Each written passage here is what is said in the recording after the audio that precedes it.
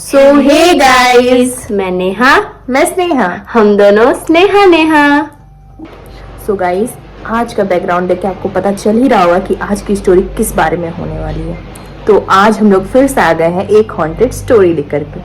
और अभी रात के बज रहे हैं 12 और अभी हम लोग शूट कर रहे हैं। तो स्टोरी शुरू करने से पहले कानों में हेडफोन लगा के रूम का लाइट्स ऑफ करके और स्टोरी का मजा लीजिए। तो गाइस, हम लोग आपको टाइम दिखा देते हैं कि अभी कितना बज रहा है। देखिए 12:08 हो रहा है। अभी हम लोग शूट कर रहे हैं और सब कोई घर में सो चुका है और हम लोग को बहुत ही ज़्यादा डर लग रहा है, पर अभी शूट करने का मज़ा ही कुछ और है। तो गाइस, बेसिकली आज की स्टोरी होने वाली है कोलकाता के बारे में।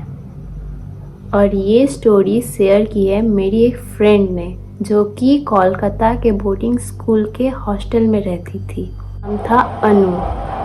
और ये स्टोरी स्टार्ट होती है उसी मतलब कि हॉस्टल के बारे में। और वो कहा जाता है कि बहुत ही डरावना हॉस्टल है। तो अब दीदी बताएगी कि पहले से क्या हुआ था। तो इसकी फ्रेंड ने बताया कि जब वो वहाँ पे एडमिशन ली थी बोर्डिंग स्कूल पे, तभी से उसने ये सब के बारे में बहुत सारी अफवाहें सुनी थी कि हॉस्टल के 5th फ्लोर में कुछ प्रॉब्लम है। तो एक समय की बात है कि एक लड़की वहाँ 5th फ्लोर में रहा करती थी। उसकी अचानक से मौत हो जाती है और वो जो डेथ करती है तो सब पता लगाने की कोशिश करते हैं कि ये डेथ आखिर हुई कैसी, बट किसी को भी इस बारे में पता नहीं चला।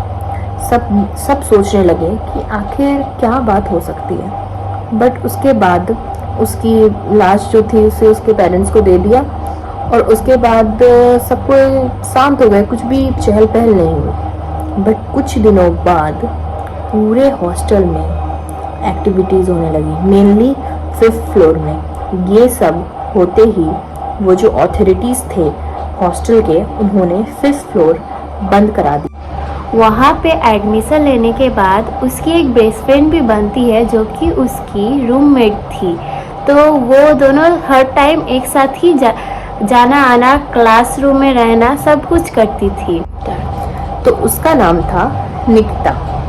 वो दोनों बहुत ही अच्छी फ्रेंड बन चुकी थी और वो लोग का एक रूटीन हुआ करता था। जैसे कि नेहा ने बताया कि वो लोग रूममेट्स थी, तो वो लोग का एक रूटीन हुआ करता था पढ़ाई का, जिसमें जो निकिता थी वो रात भर जग के स्टडी करती थी और उस टाइम अन्नू सोती थी।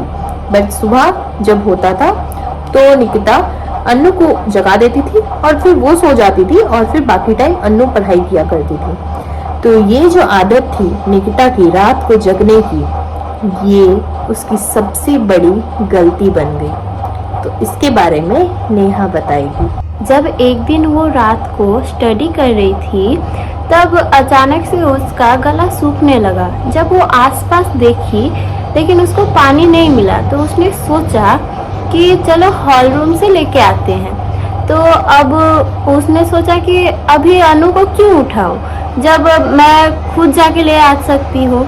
तो अब उसने जब बॉटल लेके गई हॉल रूम, तो वो हॉल रूम में जाके देखी पूरा सन्नाटा था और वो धीरे धीरे आगे बढ़ी पानी लेने के लिए फिल्टर के पास। फिल्टर पे पास जाके उसने जब पानी भरना स्टार्ट किया, तब तो जैसे ही उसने पानी लेना स्टार्ट किया फिल्टर से, तो उसे एहसास हुआ कि उसे पीछे से कोई घूर रहा है। तो जैसे ही उसने पीछे मुड़ के देखा, उसने देखा कि वहाँ पे अन्नू खड़ी है और उसे उसका चेहरा पूरी अच्छी तरीके से नहीं दिख रहा था। तो वो पहले तो चौंक गई कि अन्नू तो अभी सोई हुई थी, तो ये अचानक यहाँ पे कैसे आ गई। तो अन्नू ने अचानक से उससे बोला कि चलो 5th फ्लोर के बालकनी में चलते हैं। ये सुन के निकिता घबरा गई कि अचानक अन्नू ऐसा क्यों बोल रही है, पर फिर उसने सोचा कि चलो मज़ा आएगा, चेक करके आते हैं। वो दोनों ऊपर जा रहे थे और उस टाइम पूरा सन्नाटा था पूरे हॉस्टल में। बस वो दोनों के कदमों की आहट सुनाई दे रही थी। जब उसने देखा कि कोई भी आसपास नहीं है तो निकिता को थोड़ी घबराहट हुई, पर उसने सोचा अन्नू तो साथ में है ही। एक और चीज मैं आपको बता देती हूँ कि अन्नू जो थी उसकी माँ ने उसे एक धागा दिया था हाथ में पहनने के लिए, काला कलर का धागा, जो कि वो हमेशा ही पहना करती थी और वो चश्मा भी लगाती है।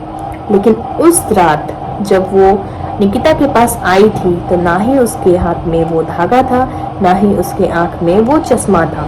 ये चीज निकिता ने नोटिस की पर उसने इग्नोर कर दी और उसने ये भी ध्यान दिया कि उसके पैर में चप्पल भी नहीं थी। जैसे जैसे वो लोग ऊपर बढ़े सन्नाटा और भी गहरा होता रहा और 5th फ्लोर का डोर जो हमेशा बंद रहता था उस रात खुला था और वहां से ठंडी हवाएं चल रही थी। ये सब देख के वो घबराई तो, बट वो सोची कि शायद ये एडवेंचरस है तो हम लोग घूम सकते हैं। तो वो जैसे ही वो लोग 5th फ्लोर में गई उसके बाद वो लोग एक रूम में गई जो कि अन्नू उस रूम में उसे लेके गई थी। जैसे ही वो दोनों रूम में एंटर की तो पूरा रूम बिखरा हुआ था। ये निकिता ने देखा, उन्होंने बोला कि चलो बालकनी की तरफ चलते हैं। तो वो लोग दोनों जाने लगी और बालकनी के पास पहुंचते ही वहाँ से ठंडा हवा आने लगा था। तो जब वो लोग बालकनी के पास गई तो उसके बाद अन्नू ने पीछे मुड़ के देखा, तब निकिता के होश उड़ गए क्योंकि अन्नू के मुंह पे लाइट पड़ रही थी और अन्नू की आंखें पूरी वाइट हो चुकी थी और वो बहुत ज्यादा भयंकर लग रही थी। निकिता ने सोचा कि ये कौन है, ये मेरी दोस्त तो नहीं हो सकती। तो ये सब देखने के बाद निकिता बहुत ही ज्यादा डर गई और उसके बाद उसे क्या आवाज आया अन्नू की तरफ से कि जंप। वो धीरे धीरे बस यही बात दोहरा रही थी और उसकी आवाज और भी ज्यादा भारी होते जा रही थी। वो एक ही बात बोल रही थी, जंप जंप। और ये बार बार सुनते सुनते निकिता हिप्नोटाइज होते जा रही थी, वो उसकी बातों में आ रही थी। तभी अचानक से नीचे से एक आवाज आई जिससे उसकी हिप्नोटाइज टूट गई और वो अचानक से होश में आई और वो वहां हिम्मत करके तुरंत वहां से भागी और अपने रूम गई और रूम जाके उसने देख कि अन्नू वहीं पे सोई हुई है। ये सब देख के निकिता के होश उड़ गए, वो चुपचाप जाके सो गई और जब वो सुबह उठी तो उसके बिहेवियर में पूरी तरीके से चेंज आ चुका था। अन्नू ने उसे 10 बार पूछने की कोशिश भी की लेकिन उसने कुछ भी नहीं बताया। तो उस दिन के बाद निकिता की रात में पढ़ने की भी आदत छूट गई और वो रात में सोने लगी। जब ये सारी बातें निकिता ने अन्नू को बताई, अन्नू बहुत ही ज्यादा चौंक गई और वो बहुत ही ज्यादा डर भी गई। उस दिन के बाद से वो दोनों बहुत ही जल्दी सो जाया करती थी और बाहर नहीं जाया करती थी। और जब तक वो लोग अभी भी उस बोर्डिंग स्कूल में पढ़ रही है और अभी भी वो लोग रात में नहीं जगती है और बाहर नहीं जाती है। तो गाइस, ये था आज की स्टोरी। अगर आपको ये स्टोरी अच्छी लगी तो कमेंट बॉक्स में जरूर बताइए और हमें सब्सक्राइब कीजिए और लाइक कीजिए।